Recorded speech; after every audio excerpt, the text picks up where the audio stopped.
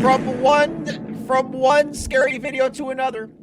The internet's darkest and strangest websites. Maybe we'll find the YouTube for dead people, or for like what we were talking about, right? The dark web YouTube, but for like people dying.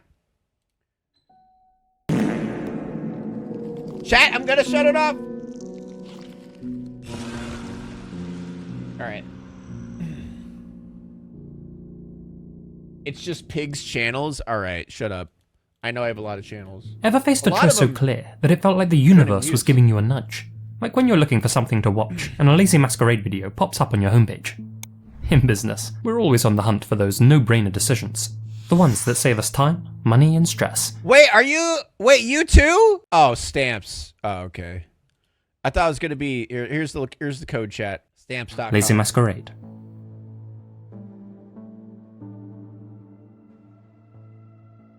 Dude, I love Craigslist. The most sane people are on We all there. know that Craigslist has hosted its fair share of concerning ads over the years, and has developed a reputation for being full of scammers, creeps, and in some cases, monsters. And though that's perhaps an exaggeration, I wanted to highlight one incident in particular that helped to give the site such a bad name. In 2011, this Craigslist ad was placed to the site's general labour section. Caretaker position for farm, Southern Ohio. Simply watch over a 688-acre patch of hilly farmland and feed a few cows. You get $300 a week and a nice 2-bedroom trailer. Ooh. Ooh. Yeah, I'll pass. You know, this ain't like reaching out to me. Holy shit, my forehead is big today. God damn, what is wrong with my hairline? Fuck! Someone older and single preferred, but will consider all. Relocation, a must. You must have a clean record and be trustworthy. This is a permanent position. Why? Like, why does it look extra big? Am I fucking crazy, dude? Is it the angle? Like, God, fuck, dude. I'm not going bald, dude. I'm not. The farm is used mainly as a hunting preserve. It is overrun with game. Has a stocked 3-acre pond, but some beef cattle will be kept. Nearest neighbour is a mile away. The place is secluded and beautiful. Nearest neighbor is a mile away. Place is secluded and beautiful. Why don't you just add in? Shut the fuck up! $200 to change your name to Donkey Punch Johnson. You could do that whenever you want. Do it as an anniversary gift for your wife.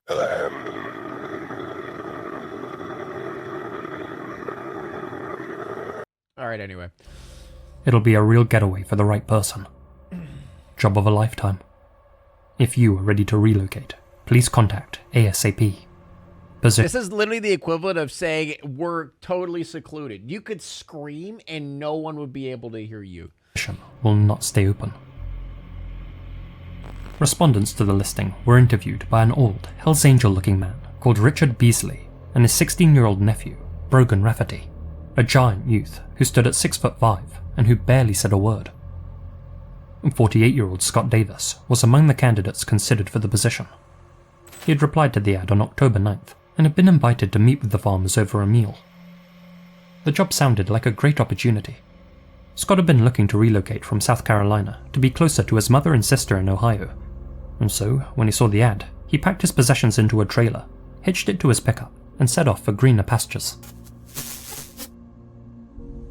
Uh-oh.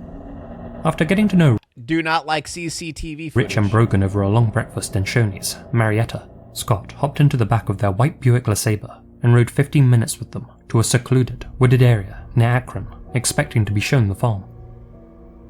Scott exited the vehicle and followed the two men down the forest track towards Gladwell, confused why they hadn't parked closer to their destination. And that confusion intensified when he noticed a pre-dug hole about the length and width. Yeah, I'm out, bro. Like, dude, if they stopped and started walking in the woods, I'm out. Like, red flags have been flying from the beginning, man. You got to have better context clues here. Of a human male close to the track. The hairs on the back of Scott's neck stood up as he stared down into that hole. And that's when he heard a distinct, metallic click. Scott turned to see Rich aiming a gun at him.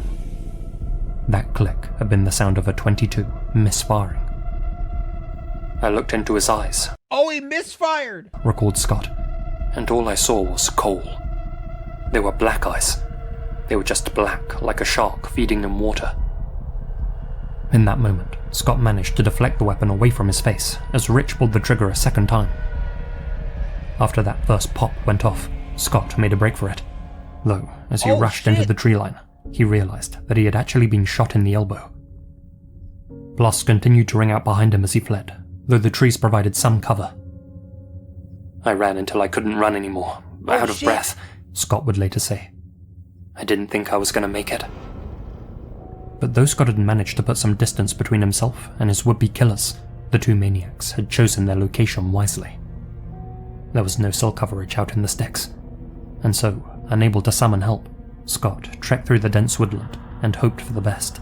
Oh man. After hiding in the underbrush for 7 hours, he finally emerged under cover of darkness, walked for miles to find help, and then called the authorities. It wasn't long before news of Scott's encounter spread across Ohio. 5 days later, a woman named Deborah Bruce contacted the authorities and reported that her twin brother, David Pauly, had responded to a similar ad on Craigslist shortly after Scott. Oh. She hadn't heard from him since. Bro, you're telling me that they just straight up gave up on the first guy? Like, he got away.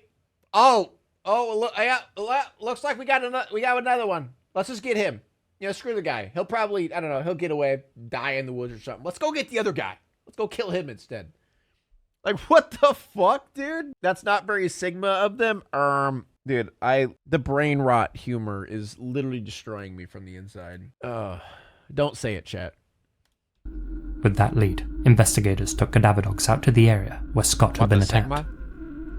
There, buried in 2 feet of earth, they found David Pauly, and beside him, the bodies of Ralph Geiger and Timothy Kern. Who? The FBI traced the Craigslist ad back to an IP address belonging to one Joe Bass in Akron. Joe denied posting the Craigslist ad, but mentioned that he had a tenant who leased his basement space, one who had access to his computer. He only knew this tenant as Dutch, though further investigation would reveal him to be 52-year-old Richard Beasley, a self-proclaimed chaplain with a laundry list of past criminal offences. Cell tower data led to Richard's arrest on November 16th, and Brogan's shortly thereafter. During a search of Richard's room, investigators discovered artifacts belonging to the 3 slain men found out in the woods. In Brogan's home, they found what one detective described as a killing kit full of weapons. They also found a poem on his computer, one which read, "We took him out to the woods on a humid summer's night. The loud crack echoed, and I didn't hear the thud." That poem had been written the same day that Ralph Geiger was last seen alive. Bro's writing poetry about the people he's killed. Wow. After taking Ralph's life, What a Rich loser. assumed his identity and began claiming his social security benefits. He used that cash to pay for his rent. Their other victims had been less lucrative. In fact, after taking Timothy Kern's life, the duo only walked away with the $5 they found in his pocket. But in the minds of most, money wasn't Rich and Brogan's main driving force. That would be the thrill of the hunt. It would later come to light that Rich and Brogan weren't uncle and nephew after all. Brogan came from a broken family, and Rich had taken the youngster under his wing. Over time, Rich cultivated a partnership with Brogan that escalated into a joint criminal enterprise.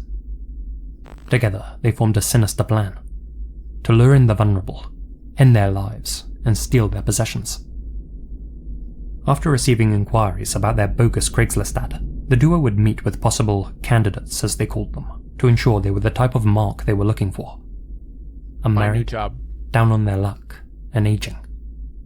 Their ad had been specifically designed to attract such men, those looking to escape and start afresh, those who nobody would go looking for. And given the rate of unemployment in Ohio at the time, they received hundreds of responses.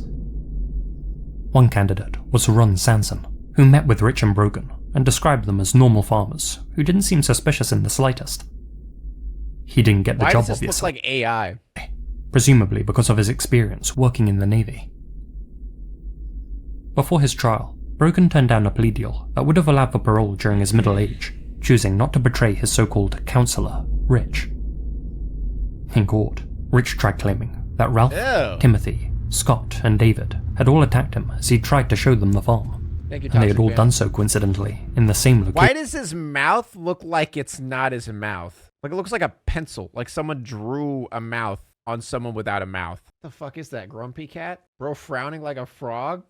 If anything, he and Brogan were the real Craigslist victims and had fallen foul of 4 opportunistic madmen who had contacted them on the site. Needless to say, that strategy didn't land with the jury. Brogan eventually changed his tune and said that Rich had forced him to go along with his scheme. Yep. He said he knew where my mum lived, where my sister lived. I wouldn't have done it if I had any other choice. In much the same fashion, Rich tried to pin the blame on Brogan, saying that he was the real triggerman. Oh my god. In the end, both men were found guilty in 2013. Brogan was sentenced to life imprisonment without the possibility of parole, and Rich was sentenced to death. Dude, what sentence is which has with yet his mouth, dude? Like, that's not real. Is that how you pose for pictures? Are you just doing a reverse smile? What even is this? Be carried out. Thousands of deals are made every day on Craigslist, most of them innocent enough. That being said, as reported by the Washington Post, 101 murders have been linked to the website since its inception, and that report came out in 2016, so who knows what that number's up to now. Jesus Christ. Though in the grand scheme of things they're rare, stories of would-be killers looking for trusting victims on the platform are far from unheard of. Dude, I feel like it's, I don't know, I feel like the murders on Craigslist are few and far in between because you need to be very gullible and not and not good at looking for red flags. Like, for example, that Craigslist ad, doesn't matter how down on your luck is, like a 300-acre farm miles away from people out in the middle of nowhere, you get to live on the property, bro, like, nah, dude. Like, I feel like ads would be, I don't know, too much, or like meeting people, like, hey, you're gonna meet me at this dark alley in the middle of the night. Is that cool with you? Always meet people in an extremely public area. And in the words of GQ author Devin Friedman, trust is how Craigslist works in the first place. The shocking thing isn't that the occasional bad actor on Craigslist shows up and takes advantage of that trust. The shocking thing about Craigslist is that it almost never happens. Wasn't there a website for married people who wanted to have an affair and one woman died because of it? Why is that even a thing? What the fuck? Dude, I hate people. I fucking hate people, dude. Sad part is that probably was a popular site. You watched a video on it? Everyone's spamming Ashley Madison. I've watched a video on that? No, I don't think I have. Oh, is that the site? Affairs and discreet married dating. 65 million members. Oh, I hate everyone. I hate everyone. Just don't get married. Just don't fucking get married, you idiots, you losers, pathetic pieces of shit. Oh my God, I hate everyone. Almost 89% of the number are men. Yeah, that makes sense. That checks out. Or get a divorce, yeah. Jesus fucking Christ, dude. On the surface, You know, I wonder if it's men just banging other men and they're just like closeted or something. 5N Chronicles, or the Fifth Nail Exposed Chronicles, might seem like just any other blog, but its mundane appearance belies its dark subject matter. This online diary of sorts was actually written and maintained by an inmate on federal death row, and chronicles his life behind bars. Each entry is like a snapshot into the mind of a condemned man, one whose thoughts are relatively eloquent and well I presented. feel like I've heard about this And though before. some paragraphs do touch on hostile inmates and cruel guards, the most striking thing about 5N Chronicles is how remarkably ordinary most of its entries are, with the majority focusing on things like the writer's changing weight, his thinning hair, and the movies he's been watching in his cell. And while reading through those portions, The Emoji it's very easy Movie? to empathise with the prisoner and see him as a normal guy dealing with a Top prison movies for December 2017. Emoji movies at the top, chat. You gotta think about that. Think about that. tough situation. At least, until he reminds you why he's facing all Sparky, or its chemical equivalent, in the first place. In case you didn't know, I'm in a Riverside County jail for charges of kidnapping a 10-year-old boy out of his backyard where he was playing with several other children. I drove him to a secluded desert ravine, then murdered him and left his bound body to be found decomposed and ravaged by scavengers several weeks later. And if that wasn't bad enough, I got away with it, and there were no suspects in the case until I told them I did it after I was arrested in Idaho for a completely different and much worse case. Completely different and much worse? How does it get worse than taking a 10-year-old, murdering him? You know, don't answer that question. Don't answer that. I don't even want to know. The man behind 5N Chronicles was Joseph E. Duncan III, a notorious individual who, between 1978 and 2005, preyed upon and essayed dozens of children. Jesus. Duncan's life of crime began early, when, at the age of 15, he held a younger boy at gunpoint and forced him to do unspeakable things. And with time, Duncan's sinister behavior 15? only escalated. He was finally brought to justice in 2005 when the authorities discovered the tied-up bodies of Brenda Groney, her boyfriend Mark McKenzie, and Brenda's son Slade Groney inside their family home in Lake Coeur d'Alene, Idaho. Brenda's other children, Dylan and Shasta, were nowhere to be found. Jesus Christ, dude. 7 weeks later, Shasta, one of the missing children, was sighted at a Denny's restaurant with Duncan. A waitress, the manager, and 2 patrons recognized her from news reports and secretly called the police. They swiftly arrived and took Duncan into custody. He'd allowed Shasta to live because, according to Duncan himself, she had taught him how to love. I don't want to hear this part. I don't want to hear what you're about to say. 2 days later, Dylan's remains were discovered at a remote campsite in the Lolo National Forest near St. Regis, Montana. Duncan had fired a sawn-off shotgun into his head at point-blank range. Jesus fucking Christ, After man. his arrest, Duncan also I confessed to the wanted murder. a break after last video. Holy shit. God damn it, dude. I wanted a break after last video. I didn't think this one would be that bad. Fuck me, man. Of Sammy Joe White and Carmen Cubias in Seattle back in 1996, and Anthony Martinez in Riverside County, California in 1997. Anthony was the boy that Duncan referred to in his diary entry. For his heinous deeds, Duncan was given numerous consecutive life sentences in October 2006 and a capital sentence in November 2008.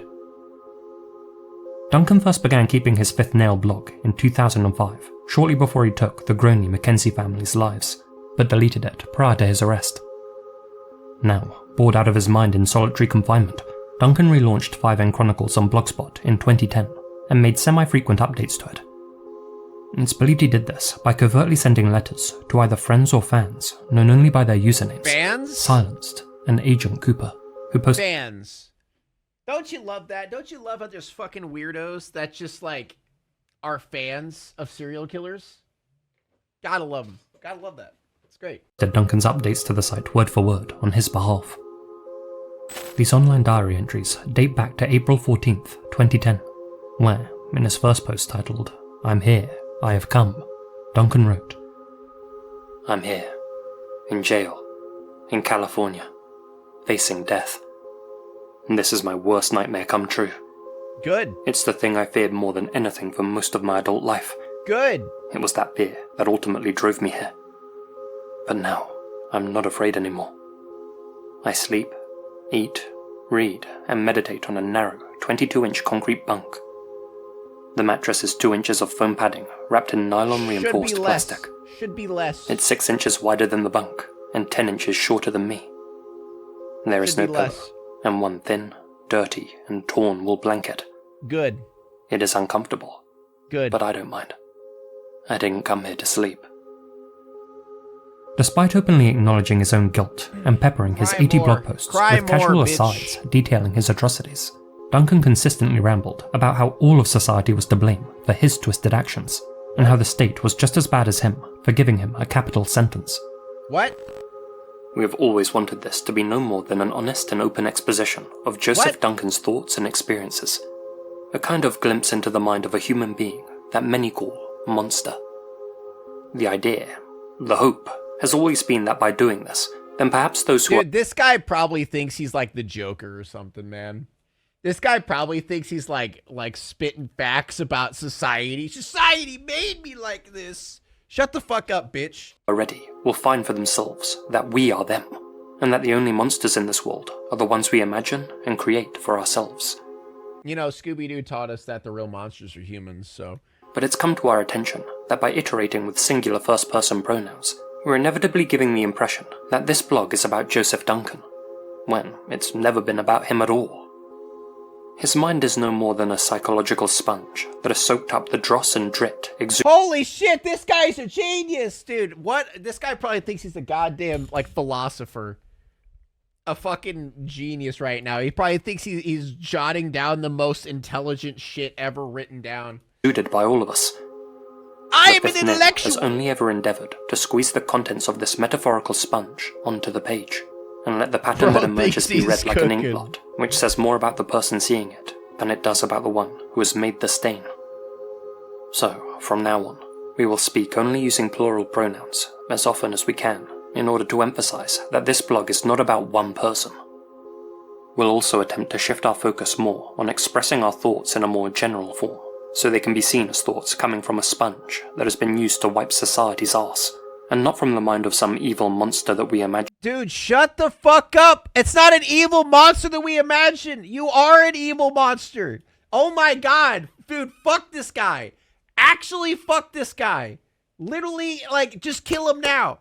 Like, end him after he wrote this. Shut up! Oh my god, this is pissing me off. You think you're so fucking smart, dude. Oh my god. In order to convince ourselves that we're not the ones to blame for the mess. It's pissing me off.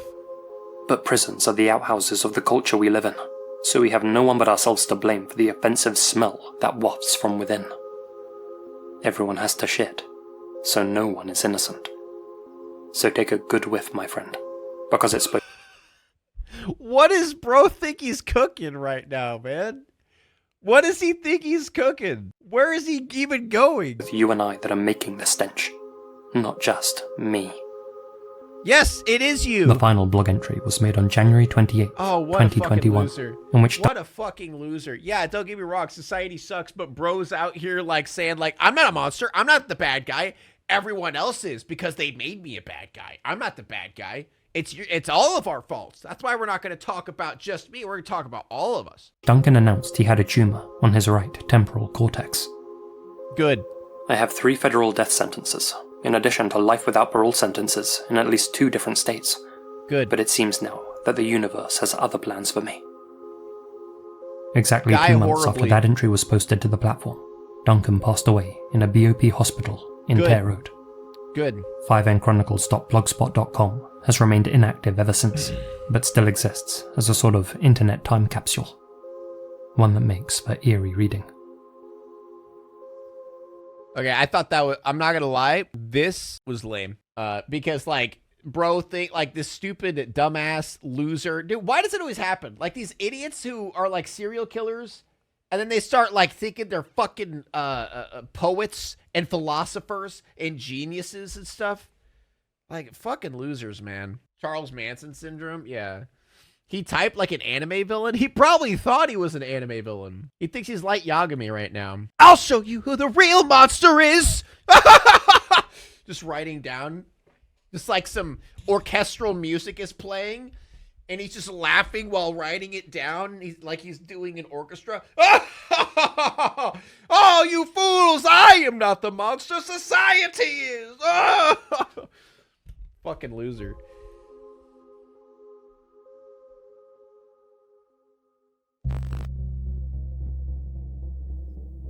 This is rentahitman.com. Is this going to be... Maybe it's a different case. That's been operational on the surface Maybe web since 2005, and one which purports to offer a disturbing service. For a fee, clients can hire one of the business's 17,985 operatives to take care of any wet Isn't work it fake, they may though? need doing. That is, it offers them a way to deal with any troubled relationship that they may want. Okay, so I assume this is the one that we've all seen, right? The one that where it's like a fake hitman website, but then one girl actually does try to, like, thinks it's real and does try to do it, and then they get the cops involved and then, like, set up a whole situation. Yeah, okay, all right. To make disappear. I had a feeling that's what this was. The dark web is not safe, but our expertly trained field operatives are dedicated to providing a complimentary consultation. careers I hate page, that. and even a commercial, with a simple order form to fill out with your request. Yeah, if the premise of this site alone wasn't enough to clue you in that this is all satire, then its facetious tone should. The site's bursting at the seams with dark humour, such as how it states all of their operatives are 100% HIPAA compliant. That is, the Hitman Information Privacy and Protection Act of 1964. And yet, despite winking at its users at every available opportunity, thousands of people who have visited the site have been left with the impression that it was a legitimate way to hire Maybe a it's a contract different killer. case we haven't heard of. The domain, rentahitman.com, was purchased by a man named Bob Innes, and was initially intended as a platform for an IT company he planned to start with friends. The name was a play on the word hit, as in website traffic, and how you could rent his service to get more clicks to your page. Bob's company would never materialize, but he sat on that domain name for years. In 2008, Bob decided to check up on how the domain was doing, and, to his surprise, discovered 250 to 300 emails in the site's inbox. Holy shit. But that surprise turned to concern when he realized that almost all of them were from people looking to hire a hitman. People from across the globe had taken Bob's tongue-in-cheek play on words at face value and assumed that the site was what it said on the tin. Bob decided not to take these emails seriously, presuming them all to be hoaxes, but decided to keep an eye on the inbox from then on, just in case. Emails continued to flood Bob's inbox, and some of them a little more worrying than others. In 2010, a grave request came from a woman in Canada named Helen, whose email came across as incredibly sincere. Bob followed up on the email personally, playing the role of a contract killer, and Helen detailed how she wanted her relatives in the UK slain, stating that it's not! It's a different one! they had cheated her out of an inheritance. Oh! She even specified exactly when and how she wanted it done, and provided her targets' names and addresses. Seraphine. It was then that Bob forwarded their exchange to the authorities, who, in turn, arrested Helen. She was later convicted of soliciting murder and extradited back to the UK, where she was wanted on other serious charges. People when the hitman never Following the show up. successful prosecution of an actual criminal, Bob transformed Rent a Hitman into the spoof site it is today. He and his team forwarded any genuine-sounding requests onto investigators, and about 10% evolved into serious Damn. investigations, leading to arrests. That's crazy. On June dude. 30th, 2018 for instance, Bob received an email from a woman, calling herself Jasmine Brown, who requested that an operative take care of her love rival, BH. She included Love BH's rival? address, phone number, and social media handles in the email. It didn't take Bob much detective work to figure out that Jasmine Brown's real name was Zandra Ellis. Bob put Zandra through to one of his field operatives named Ace, who in reality was an FBI agent. She and Ace chatted about the hit, and Zandra agreed to pay him $1,000 to have BH taken out. She met with Ace in a Waffle House on July 6th. Okay, these people have to be some kind of like extra stupid. Not only to think the website's real, but to think $1,000 is all it takes to murder someone and get away with it. Like, wow. To hand over a down payment, Oh, and Waffle disturbingly, House. even brought her daughter along to meet the supposed assassin. Agent Ace recorded their entire conversation. I don't think we've seen this one. I don't think we've seen either or heard of either And, of these. having collected enough evidence, arrested Zandra and took her into custody. In 2021, Wendy Vine from Michigan was arrested for seriously seeking to have her ex-boyfriend whacked. Although she initially used a pseudonym to contact Bob, she filled out the online form using her actual name. Bob immediately contacted the authorities, and Wendy was convicted and sentenced to 7 Dude, years I behind wonder bars. if Bob gets compensation for In this February shit. 2023, former Air National Guardsman Josiah Garcia submitted a resume to the site, saying that he was looking for employment as a hitman and claiming to be an expert marksman, one who Oh had my earned the nickname god. Reaper. Just like Zandra, Josiah agreed to meet with an undercover agent, posing as a recruiter for the website. After being handed a fake target package, which included photos and fake information about his first mark, as well as a $2,500 down payment, Josiah calmly asked if he needed to take a photo of the victim after the job was done. But instead of receiving an answer, Josiah got told that he was under arrest. And those are just a handful of the successful convictions that Bob has managed to oversee using the Dude, site. Bob better be making some bank It's off estimated this, though. that Rent a Hitman has thwarted over 150 credible plots. Damn. In Bob's words, he considers the site A magnet for low-hanging fruit that are out there trying to harm other people. True. I really didn't think that people were going to be that stupid. Very gullible, low-hanging fruit. He said. But boy, did they show me.